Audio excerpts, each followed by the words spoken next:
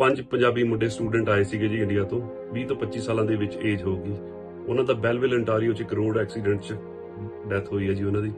ਤੇ ਬਹੁਤ ਮਾੜਾ ਹੋਇਆ। ਦੇਖੋ ਉਹਨਾਂ ਦੇ ਨਾਮ ਮੈਂ ਤੁਹਾਡੇ ਨਾਲ ਸ਼ੇਅਰ ਕਰਾਂਗਾ: ਜਸਪਿੰਦਰ ਸਿੰਘ, ਕਰਨਪਾਲ ਸਿੰਘ, ਮੋਹਿਤ ਚੌਹਾਨ, ਪਵਨ ਕੁਮਾਰ ਤੇ ਹਰਪ੍ਰੀਤ ਸਿੰਘ। ਸਤਿ ਸ਼੍ਰੀ ਅਕਾਲ ਜੀ ਸਾਰਿਆਂ ਨੂੰ। ਤੁਸੀਂ ਦੇਖ ਰਹੇ ਹੋ ਇੰਡੋਜ਼ ਟੀਵੀ ਤੇ ਇੱਕ ਮੰਦਭਾਗੀ ਘਟਨਾ ਵਾਪਰੀ ਹੈ ਕੈਨੇਡਾ ਦੇ ਵਿੱਚ ਤੇ ਸਾਡੇ ਨਾਲ ਗੱਲਬਾਤ ਕਰਨ ਲਈ ਮੌਜੂਦ ਨੇ ਦੀਪਕ ਜੀ, ਜੋ ਕਿ ਸੋਸ਼ਲ ਐਕਟਿਵਿਸਟ ਨੇ। ਉਹਨਾਂ ਨੇ ਸਾਰੀ ਗੱਲ ਬਿਆਨ ਕਰਨੀ ਹੈ ਜੀ, ਕਿਉਂਕਿ ਉੱਥੋਂ ਦੇ ਵਸਨੀਕ ਨੇ ਤੇ ਉਹਨਾਂ ਨੂੰ ਉਹ ਸਾਰੀਆਂ ਖਬਰਾਂ ਹੈਗੀਆਂ। ਜਾਣਕਾਰੀ ਲਈ ਗੱਲ ਕਰਦੇ ਹਾਂ ਜੀ ਉਹਨਾਂ ਨਾਲ। ਦੀਪਕ ਜੀ, ਅੱਜ ਵੱਡਾ ਹਾਦਸਾ ਹੋਇਆ ਜੀ ਓਨਟਾਰੀਓ ਰੋਡ ਦੇ ਉੱਤੇ, ਹਾਈਵੇ ਦੇ ਉੱਤੇ 5 ਬੱਚਿਆਂ ਦੇ ਮਾਰੇ ਜਾਣ ਦੀ ਖਬਰ ਹੈ।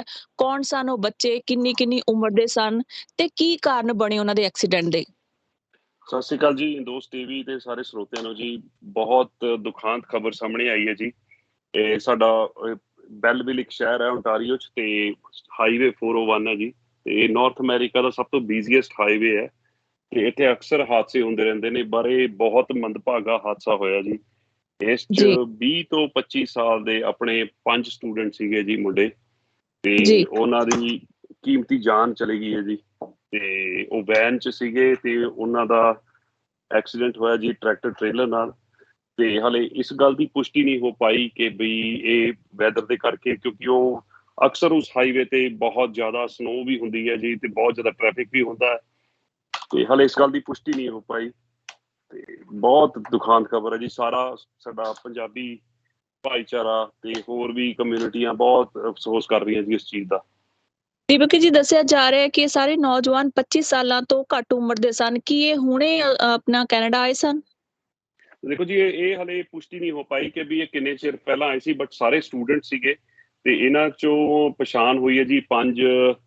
ਇਹ ਹੈਗੇ ਜੀ 20 ਤੋਂ 25 ਸਾਲ ਦੇ ਵਿੱਚ। ਇੱਕ ਹੈਗਾ ਜੀ ਜਸਪਿੰਦਰ ਸਿੰਘ, 21 ਸਾਲਾਂ ਦਾ ਜੀ।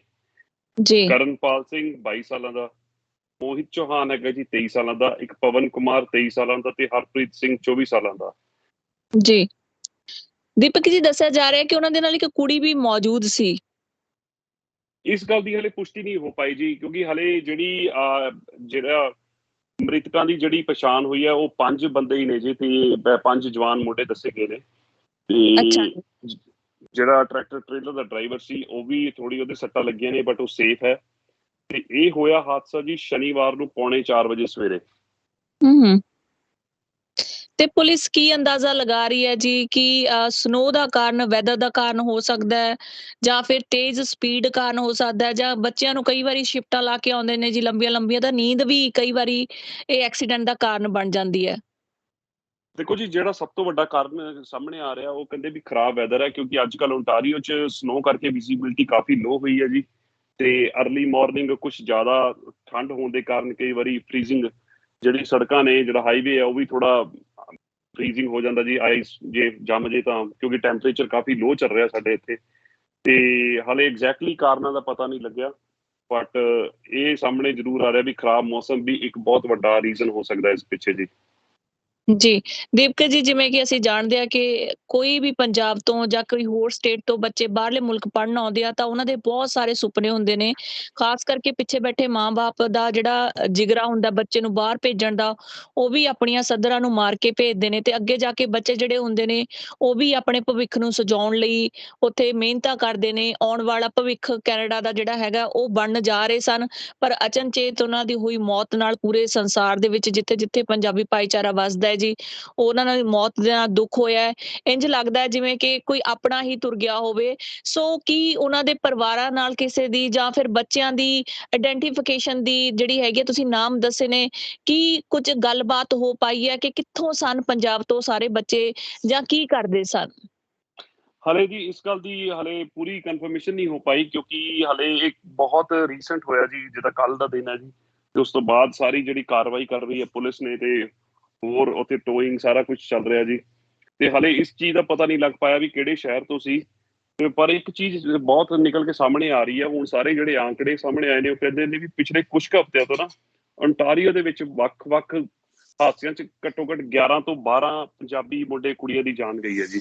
ਤੇ ਉਹ ਚੀਜ਼ ਨੂੰ ਬਹੁਤ ਬਰੀਕੀ ਨਾਲ ਦੇਖਿਆ ਜਾ ਰਿਹਾ ਕਿ ਵੀ ਜੀ ਕੀ ਕਾਰਨ ਹੋ ਸਕਦੇ ਨੇ ਇਹਦੇ ਪਿੱਛੇ ਜੀ।